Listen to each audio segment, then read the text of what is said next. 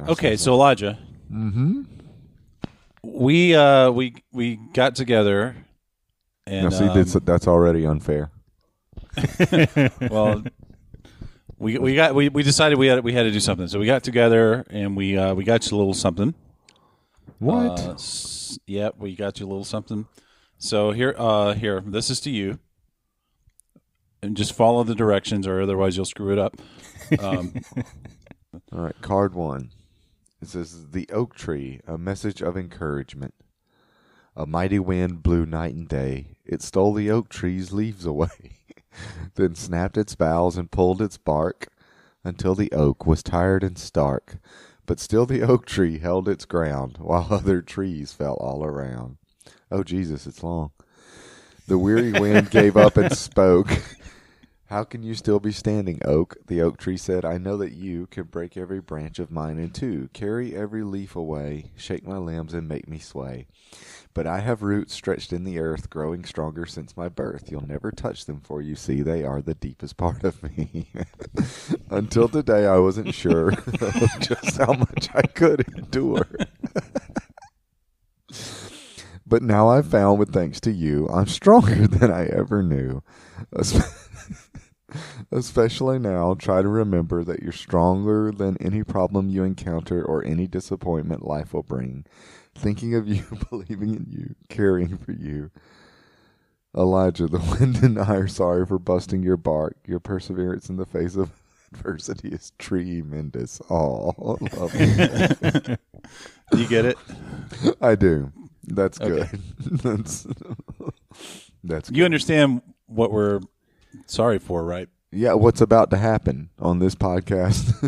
No. For what happened last time. What's on the already podcast. come to pass. Oh, Yeah, we were pretty brutal on you last time, and we both kind of felt bad about it. No, so. you weren't brutal on me. You were brutal on the book, but that's Maybe. what this is about. Yeah, We were thinking. So it. I will send this.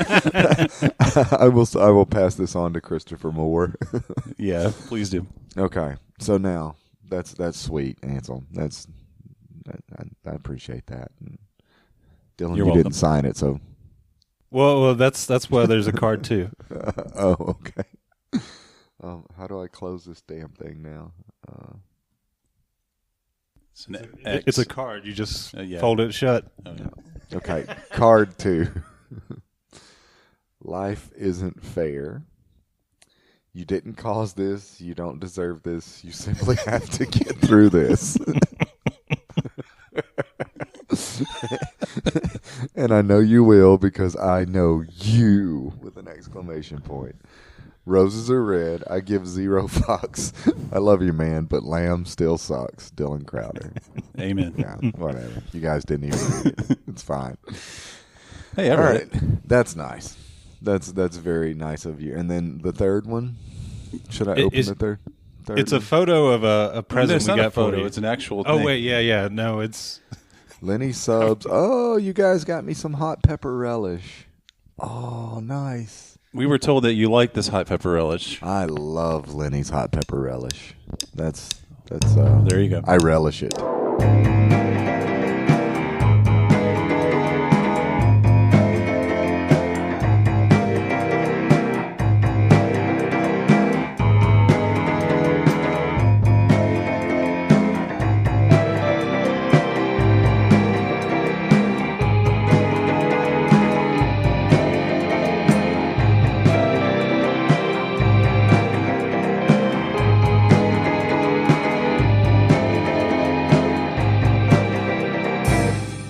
Hear ye, townsfolk!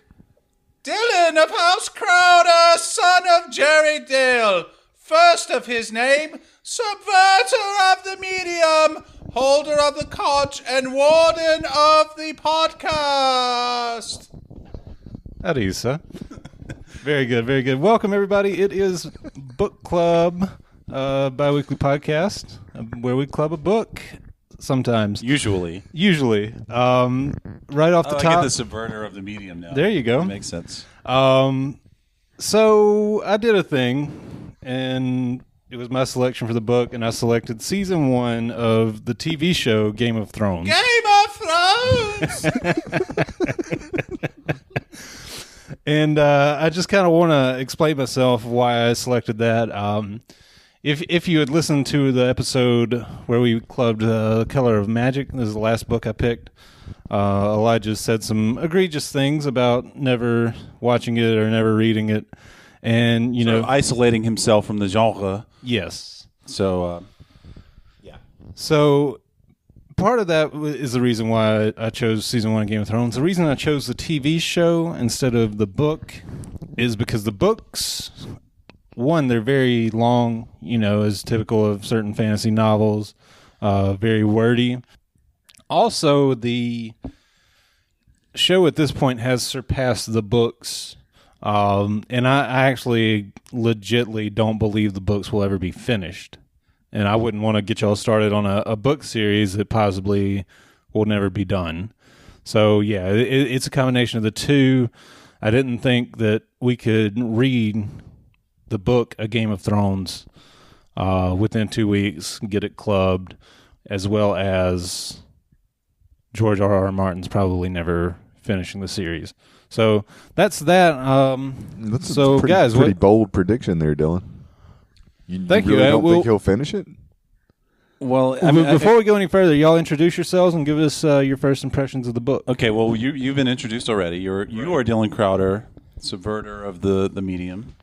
I'm Ansel Crowder, and I guess we'll see at the end of the episode whether I revert to the older norms of the medium, or if I continue the subversion. I like the foreshadowing. So you got to, I guess, stay tuned to find out. But yeah, my name's Ansel Crowder. If I didn't say it already. And I'm Elijah Crowder, and I need a title. Chooser of Lamb. The gospel, chooser of Lamb, the gospel according to Biff, Christ's childhood pal. Sorry, you'll get another condiment. So, first of all, what did y'all? Let's get your overarching impressions of the show. Our feels, how do we feel about it? I liked it, and I'm interested in continuing it. That's my overarching feel. Elijah, you got an overarching feel? It's not bad. It's really not. The acting's amazing. The writing's good. It's not bad. Awesome. All right, next question.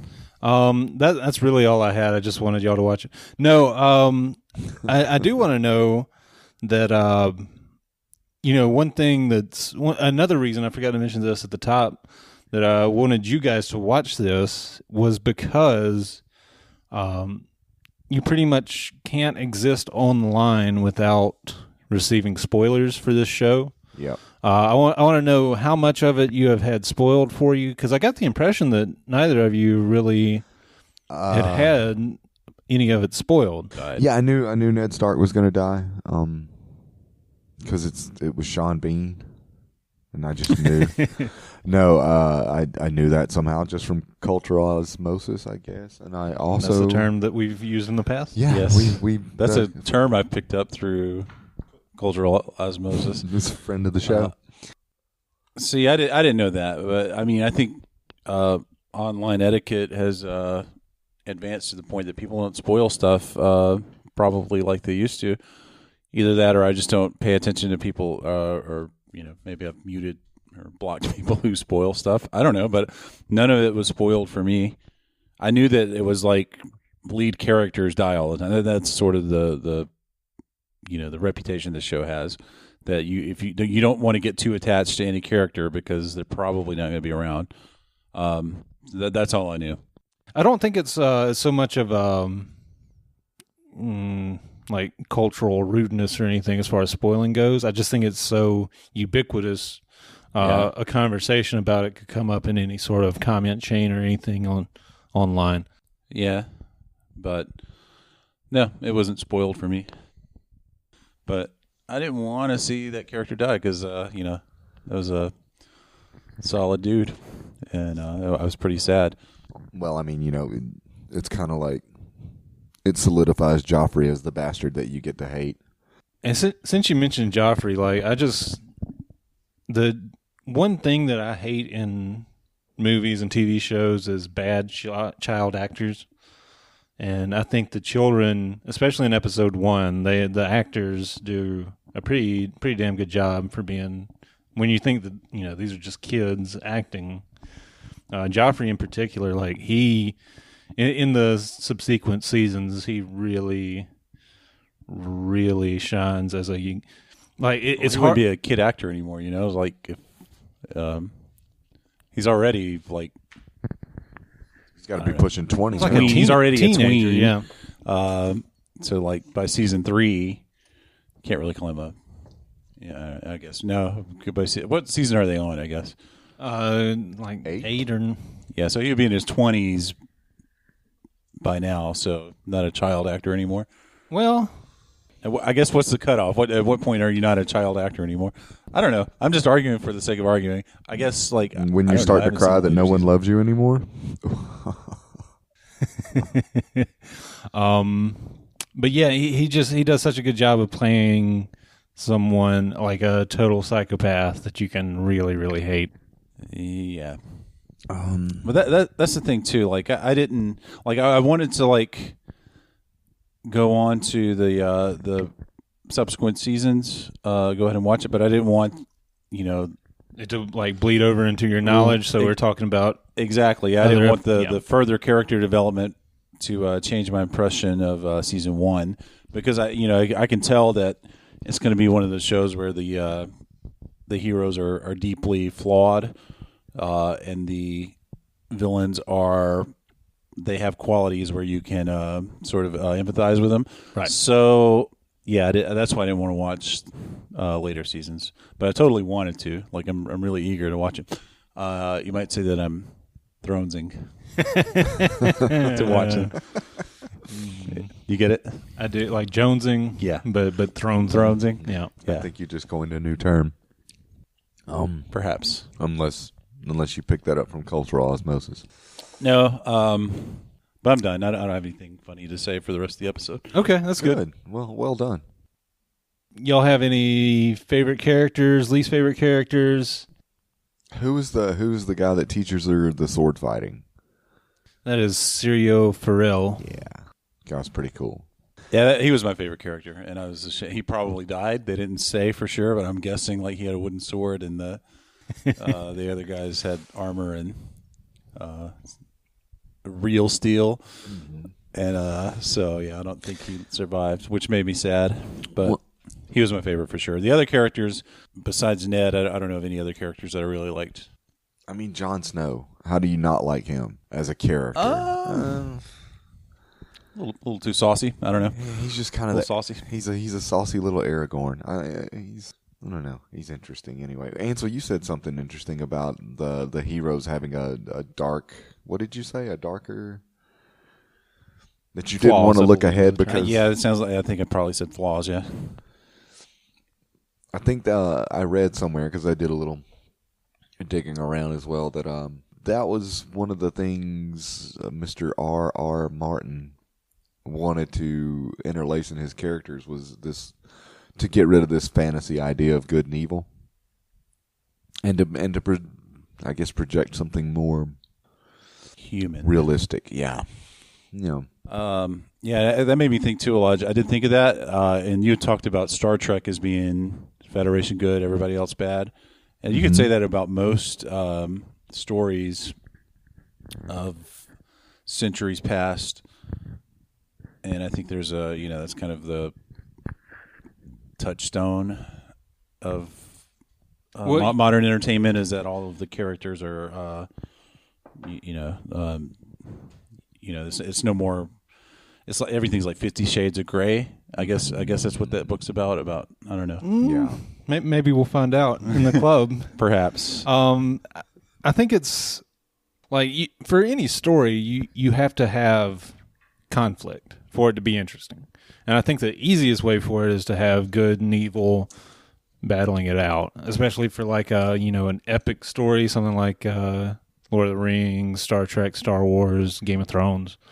So you do have to have that conflict, and I think the easiest path to it is because you want to have good guys that whoever's watching it or reading it, they're rooting for it. They get invested in the good guys, and like if it's just good guys hanging out, then that's not an interesting show. Mm-hmm. Yeah, I agree. Very good. One thing I want to, unless we have anything else along those lines, you guys want to talk about? No, I didn't mean to interrupt the favorite character thing with that. It was just I wanted to catch that it seems before like I forgot. Sirio Farrell was pretty much the only one that. Yeah, what about, was that your favorite character too, Dylan? Well, like I've seen like the other seasons, so I do have. You've seen the episodes where Serial Pharrell like stabs a dude in the throat. Yeah, and he shouldn't have done that. So you can't. Right. You have him as tainted. Well, no, I do like Sirio Farrell. He's a really cool character. Like I'm trying really hard not to spoil things for you as far as what happens to characters. I guess just in season 1, I do like Jon Snow. He is a broody bastard. I like Arya. She's a little tomboy. She's rough and tumble. Hates being like Sansa. Just Sansa's like a proper lady. Arya is more of she wants to get in and scrap with her brothers and whatnot. Trying to do this spoiler free for you guys. Season 1 alone. Do you want to? I've printed out the episode list. No, I got it. I'm going off the top of my dome. Okay. I really like Ned Stark, but I think that's kind of the point. And even though like he is, this bastion of virtue, even he has that fatal character flaw where he's just too damn honorable. If it hadn't been for his strict adherence to honor, like he may have kept his head. Well, I don't know. Like, honor and duty. Yeah, but I mean, he did. Thinking about the circumstances surrounding his death, he did fudge with what the king said, like what his dying wish was, and so the thing that they accused him of doing, he actually did do. But at the same time, he did what he felt was right, and he put the truth down. The king did not know that his son was not legitimate. Right. The king had no idea that it was a bastard taking the throne. And he was on his deathbed, and this is his best friend. Like, do you think you would tell your best friend on their deathbed that their heir is not of their loins? Seed. Yeah. Did you say loins? Yeah. That's better. Okay. So I guess I have the episode guide printed out. I got to say, I mean, this is just I think like everybody's like this, but I could be wrong. Like doing something just once, or like seeing something, or reading something, or listening to something just once, not a whole lot really sticks. I get a general impression. Yeah. But I'm kind of woefully underprepared. I mean, I should have watched it twice. Going off that point, this is the first time I've watched season 1 since I first watched it so many years ago. And there was a lot of foreshadowing, and they laid some seeds for future seasons in season 1 that are only now coming to roost in the most current season, and it was just really fun to go back and see that happen. Yeah, it's kind of like a prequel, but it wasn't a prequel at the time, but in hindsight, it's a prequel. It's like if Star Wars had been episode 1 first. Wouldn't that be cool to see like the prequel trilogy without having seen the sequel trilogy? No, I mean like with late 70s technology, and late 70s Lucas storytelling ability. So our streak is intact. We've been able to talk about Star Wars for I think like 5 episodes straight now. Well, you brought a prequel. I mean, is this like a blame type thing? Are you? No, I'm just saying. Oh, okay. I'm just keeping track. I don't know. Just lends to how great it is. You can't talk about Game of Thrones without talking about Star Wars. We're going for DiMaggio's streak. We're going to get 57 straight episodes with a hit on Star Wars. But could you just imagine a pod race with like land speeder technology? You know what I mean? That would be so much cooler to watch, in my opinion. A little Sebulba puppet. Yeah. A little Jar Jar Binks. I think they would have left Jar Jar Binks on the cutting room floor. I think yeah. I don't know. Sorry, I took your conch. Here you go. All right. So the houses and everything, they all have their, their sigil, and they have their words. You pick up a little bit on that when Bran's taking a lesson from Maester Lewin. So I wanted to ask you guys. Which one was Bran again? Bran was the one that got crippled. Okay, yeah. So I wanted to ask you guys, what do you think the sigil and the words for House Crowder would be? Oh.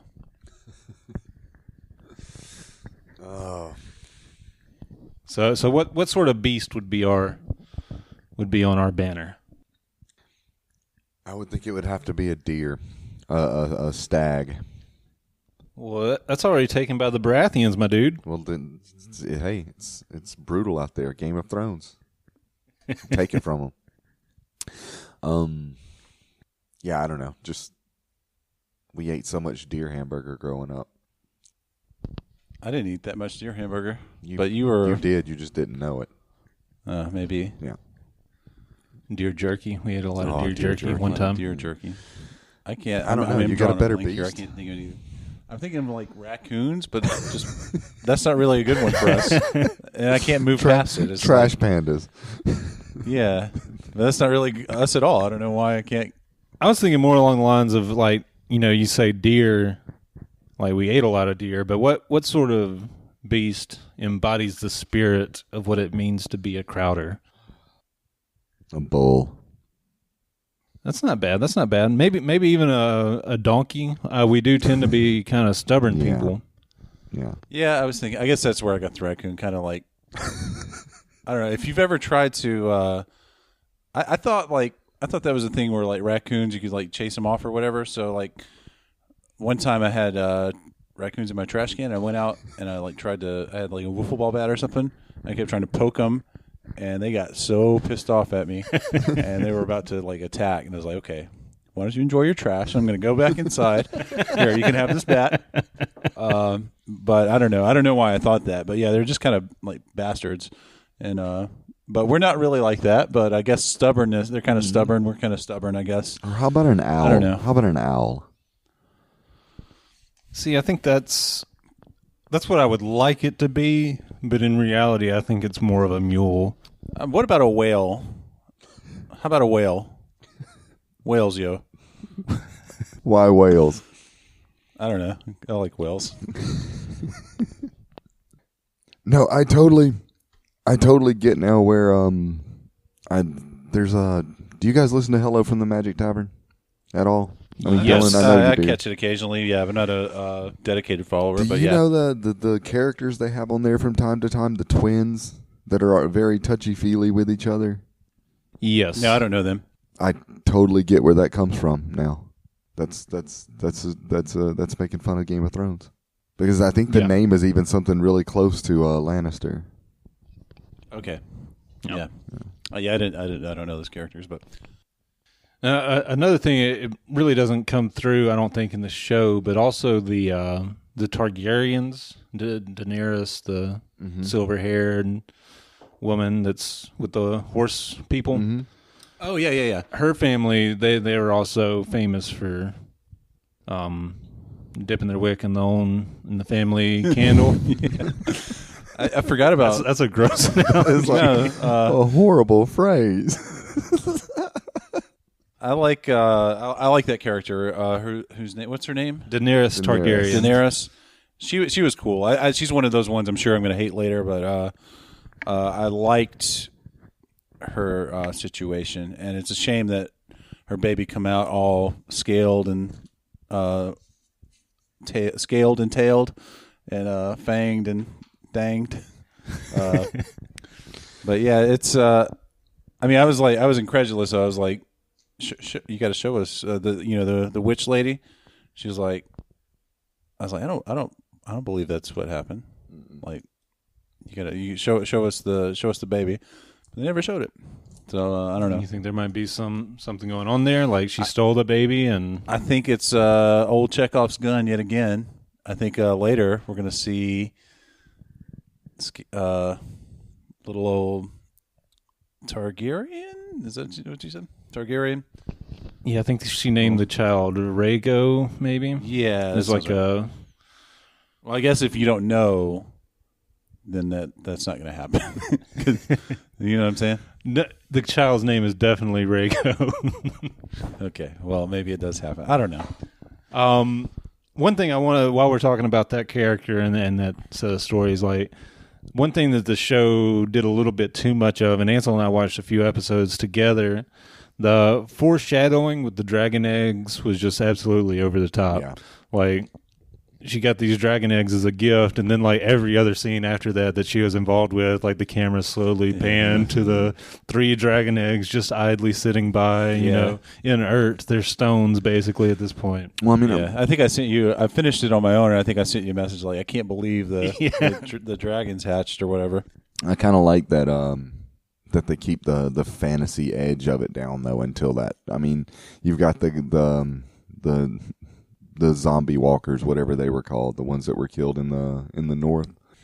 I mean, and I read somewhere, I think it was in the Wikipedia article, that one of the producers actually called it the Sopranos of Middle Earth.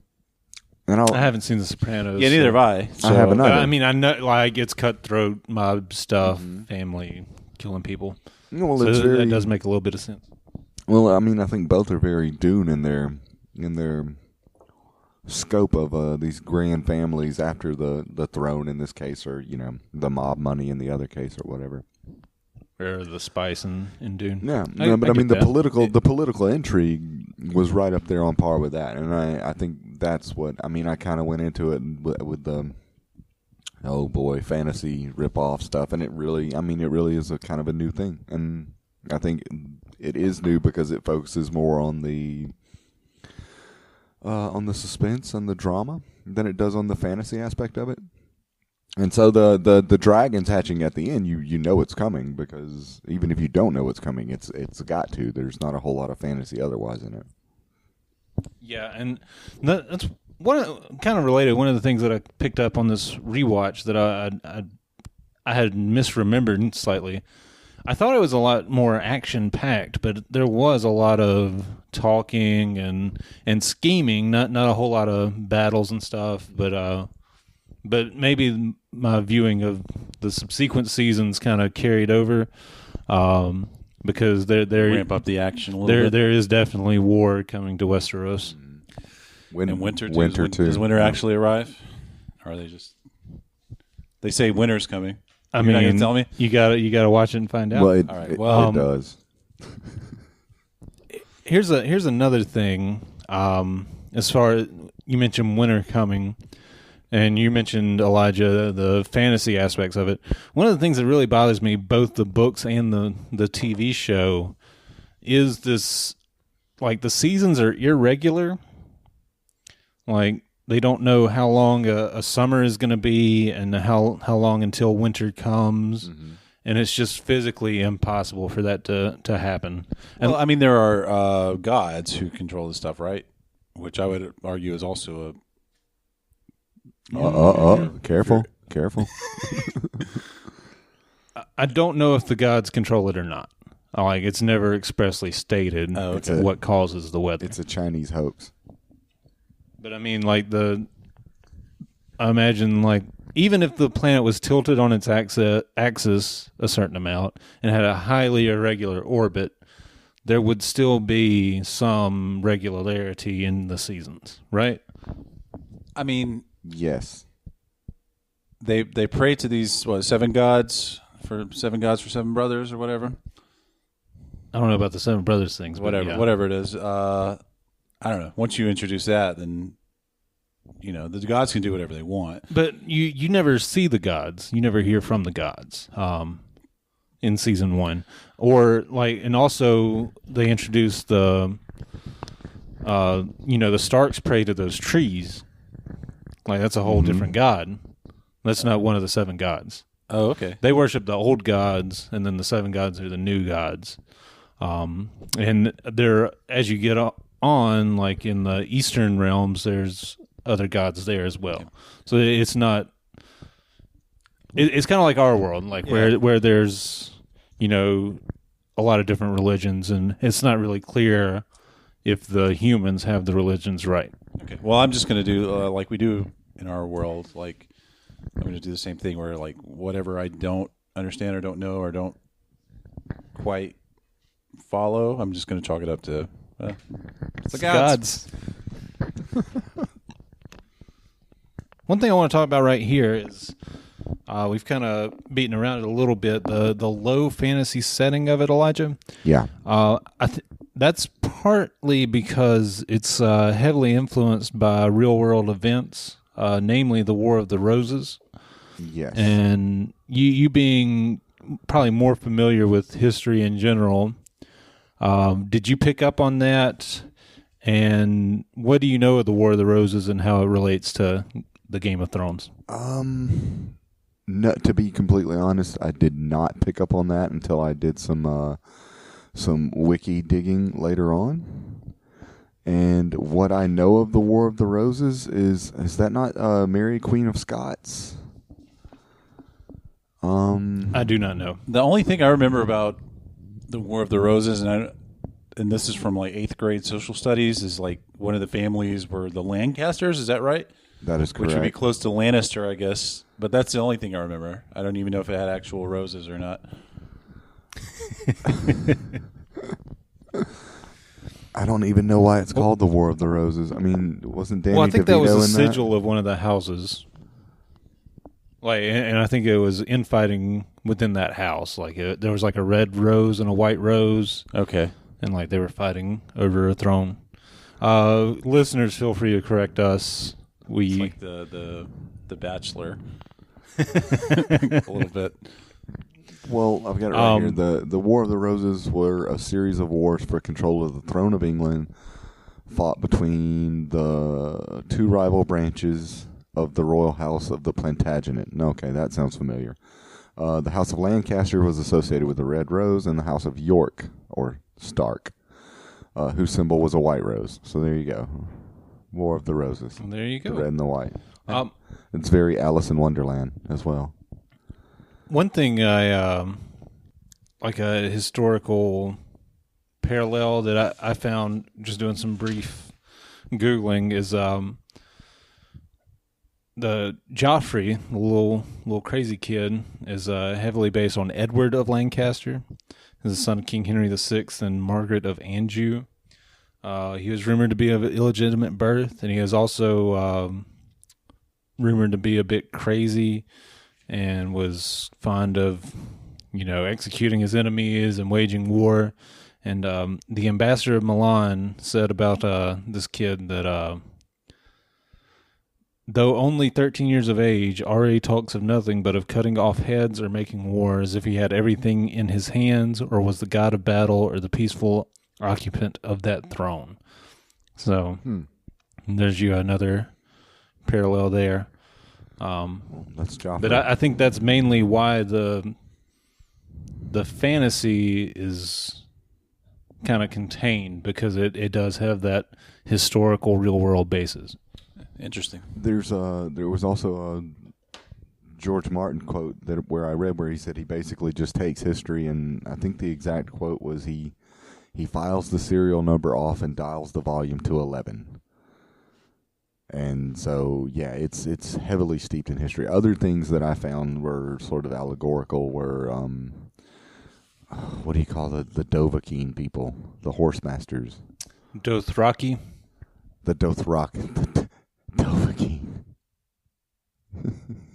Yeah. Sorry. Yeah. The Dothraki as horse masters reminded me a lot of the Mongolian hordes and just their sort of barbarianness. And then you also have the wall in the north, very, very symbolic of the Great Wall of Trump or Great Wall of China. I was thinking more of Hadrian's Wall. Looking at things in history, yeah, or Hadrian's Wall, yeah. See, I made no such connection with anything. I wasn't even thinking about parallels to real Earth world stuff. Well, so you also have the tournaments, like they do the jousting tournament, where what's his face gets killed accidentally. Yeah, there's so many throwbacks to feudalism and the Middle Ages. Yeah, I guess I should say that. Yeah, I mean, to me, it makes for a better story than like we were saying earlier. It's not so much black and white. It's more 50 Shades of Gray.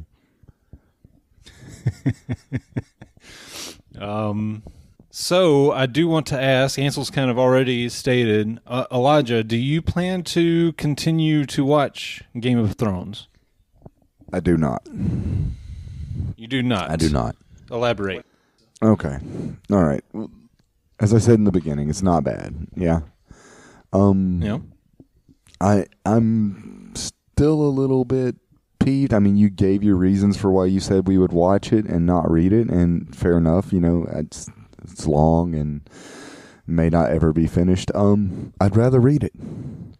And I know I said I never would. In fact, I have the clip. Do you want me to play it?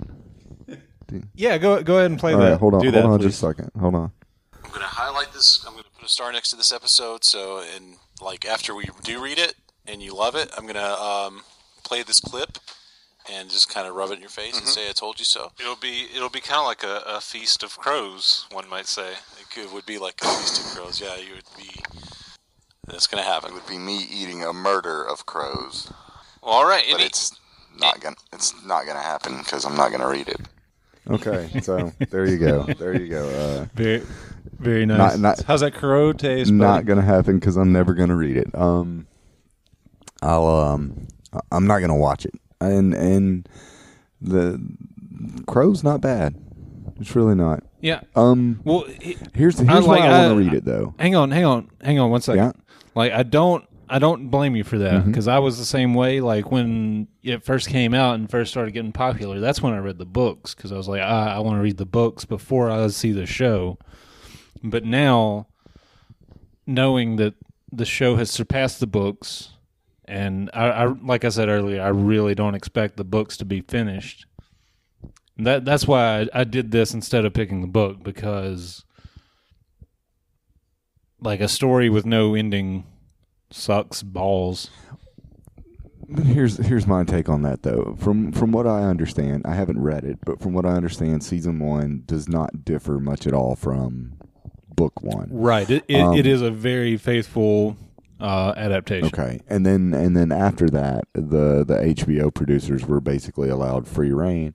I like the ideas behind how the story's written and the fact that I was wrong. It's not just a rehash of fantasy.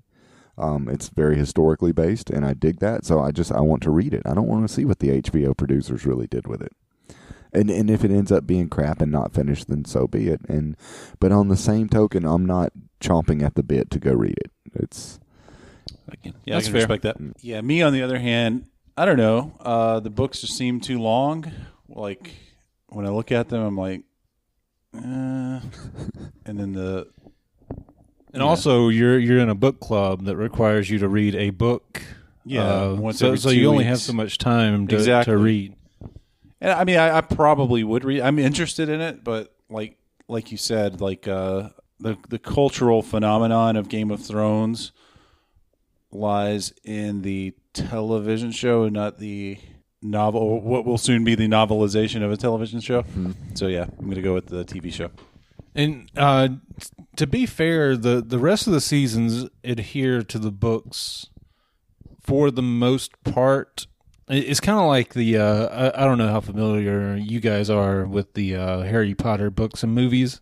The movies, I've seen some of them, but See, myself being much younger than the both of you, a millennial, yeah. yes, I was raised in the Harry Potter. I was born in the Harry Potter.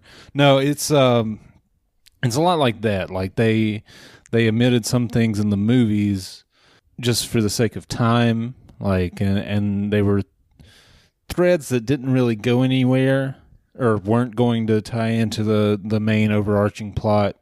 So they kind of fell to the wayside. And I will tell you, as someone who read the books before they watched the show, it was very disappointing knowing that, oh, this character's not going to be in it, or, things like that. But for the most part, I would say it's like 95% true to the books. And I would say, too, just to, not that this is that important, but I think that, like, for me, I hardly ever watch anything that's not a comedy because, like, I think I've told you this before, Dylan, like, 2 or 3 bad episodes of a drama or a drama or an action type show can, like, ruin the series for me in a way that, I mean, you could have several bad episodes of a comedy show and pick right back up, and that's fine because, canon and stuff like that doesn't matter. But I don't know. I think this is going to be like, and in addition to that, I'm not really as big a fan of fantasy novels. Like, I could do without them to be honest. So I'm not really geared up either way for neither novel nor TV show. But I think I would like to know what all these people are talking about. And that's the thing. Like, it's for me anyway. Like, when I'm watching Game of Thrones, it's always that, oh, I got to know what happens next. Like, did y'all get that as well? Was it like, that you were compelled to kind of binge the show? Like, Yeah, I think definitely. it's made for binging. Absolutely. Yeah, it is. It's cliffhanger after cliffhanger, definitely.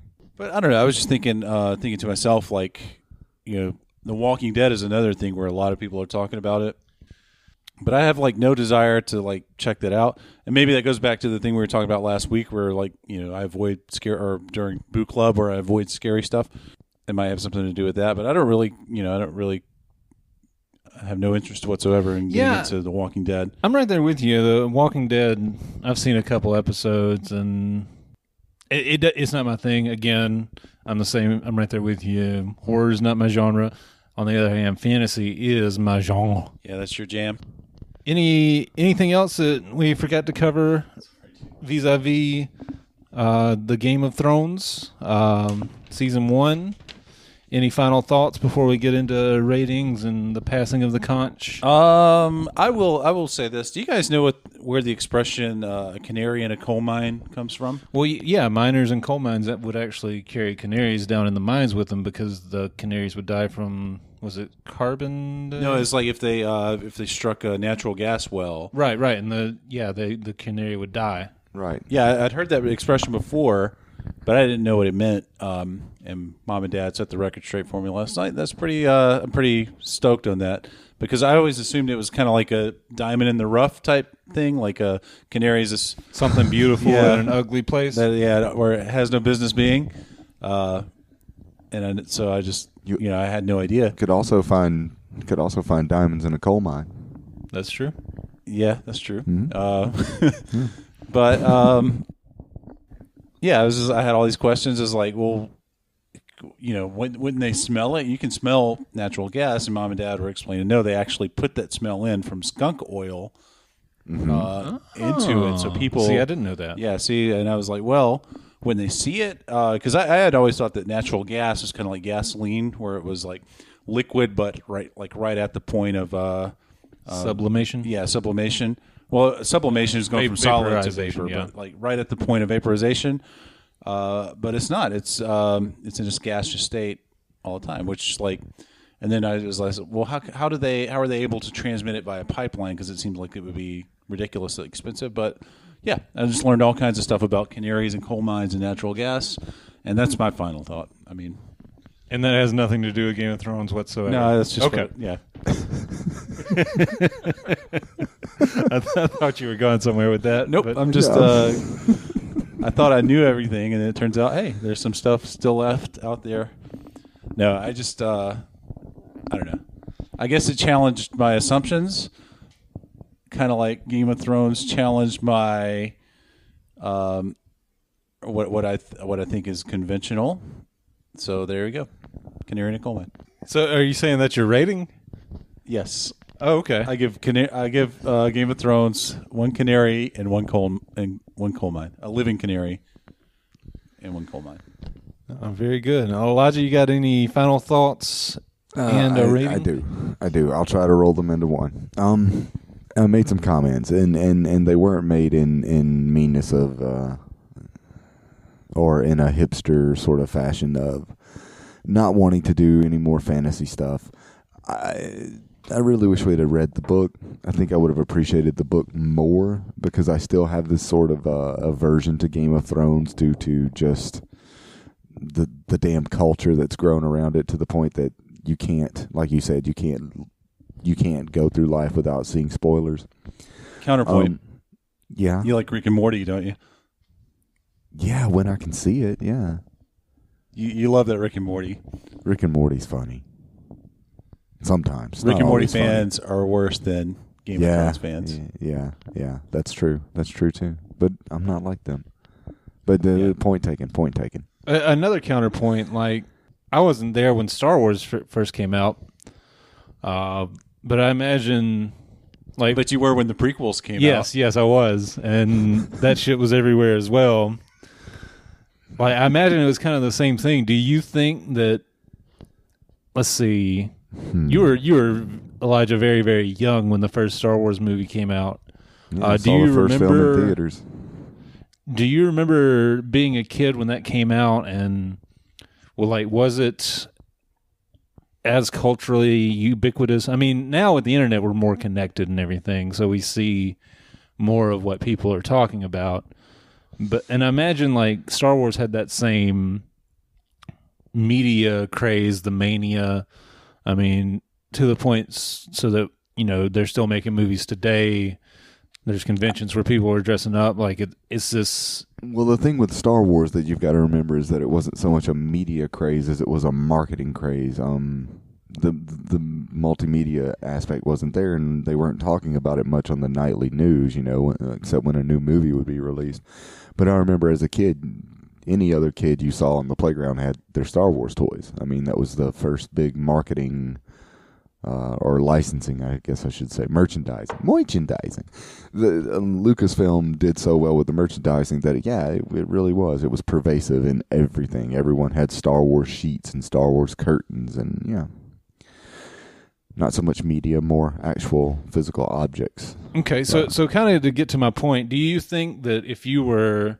your age today, back in the late 70s when Star Wars first came out, do you think you would have that same aversion to Star Wars that you have towards a Game of Thrones?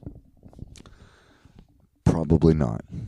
I guess we'll never know until we get that Probably mind-erasing and time machine technology.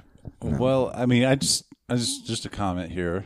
I absolutely love that our book club is like is turned into... See how often we can talk about Star Wars. No, it's not that. It's we're watching TV shows and we're sharing prequel memes in Google Hangouts, and that's our book. It's great. I love it. It's like the best book club ever.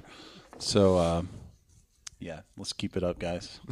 All right, so we kind of derailed you, Elijah. Let's keep giving your final thoughts. Okay, final thought is, you guys said I would eat a feast of crows.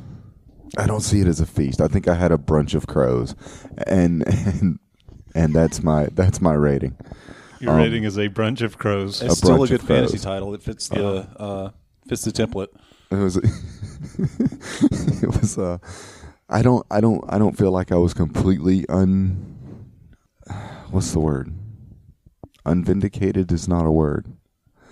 I don't feel completely false in what I've said about simulacra. It's just that in this case, it's less fantastical simulacra and more him taking things from history and doing something really good with it. This is not to take away from it. It's interesting, it's good, it's well done, and it's something new. And so, yes, there's some crow eating that has to be done on my part, but it's a light Sunday crow brunch because a few things you cast Peter Dinklage in it. What do you need a dwarf for? I mean, seriously.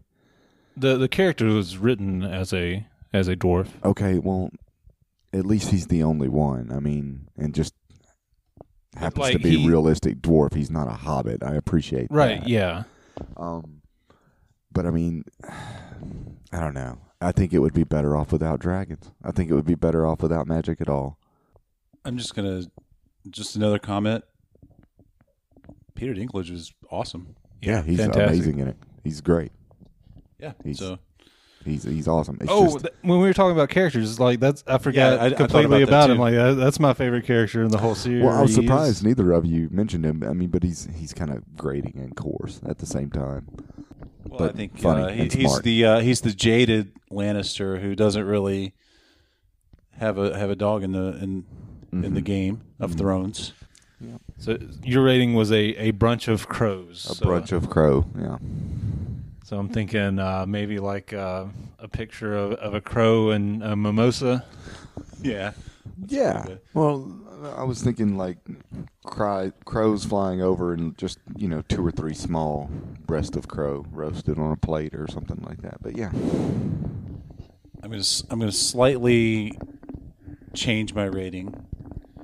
It's gonna be a coal mine of canaries.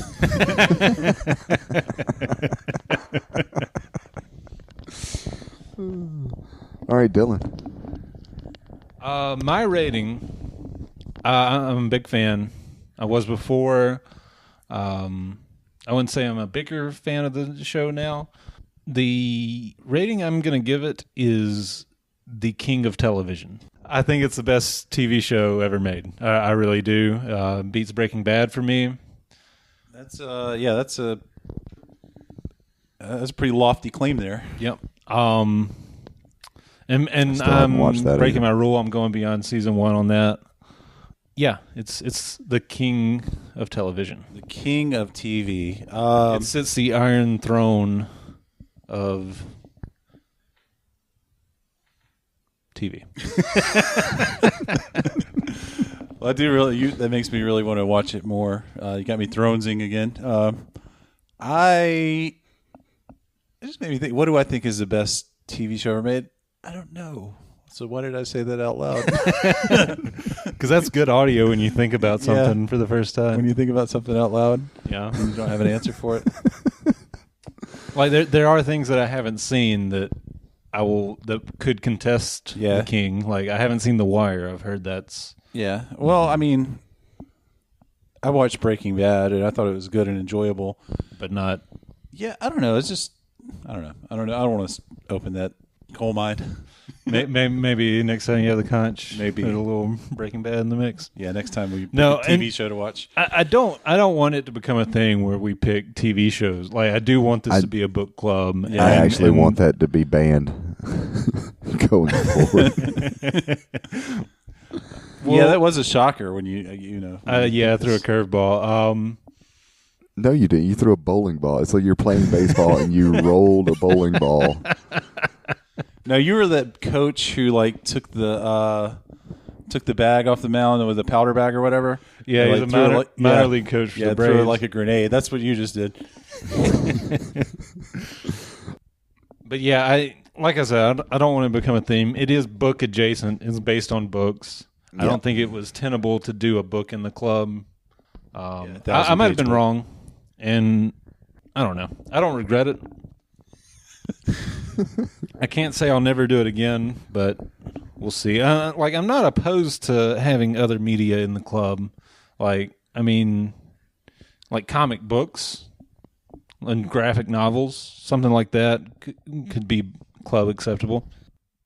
But yeah, I don't regret it. I'm glad I did it. I at least got Ansel, he's going to watch the rest of the series. Yeah, I'm sold on it. Probably like in a week time because you got to know what happens next. Yeah, he's throwing. Yeah, no, I mean, it's not like that. I mean, it's such an investment of time. It is like hour-long episodes. Yeah, it's it's going to take a whole year for me to get through this series. And Elijah, you eventually reading the books. That's really what I wanted to get out of this. I wanted both of you to experience this. I think it is truly great. I'm committed to reading them when they're finished, when the last one's finished. Well, that will never happen. So we'll see. That'll be interesting. All right. Well, if there's no objections, we'll pass this conch. Here. I'll take the conch. Okay, I got it. The conch has grown. Yeah, it has. So next 2 weeks from now, we are going to read a book again. Reading a book. The book is called Vacation Land: True Stories from Painful Beaches by John Hodgman. You may or may not know who John Hodgman is. I do know who John Hodgman is. Okay, well, that's great. Do you know who John Hodgman is, Dylan? I do. Okay, I don't have to explain it. So it's his memoir, and it's something that I just wanted to read anyway. And since I'm in this book club now, I'm going to drag you guys into it with me. It might not be a good book for collaboration, but whatevs. We'll try to make it work. Awesome.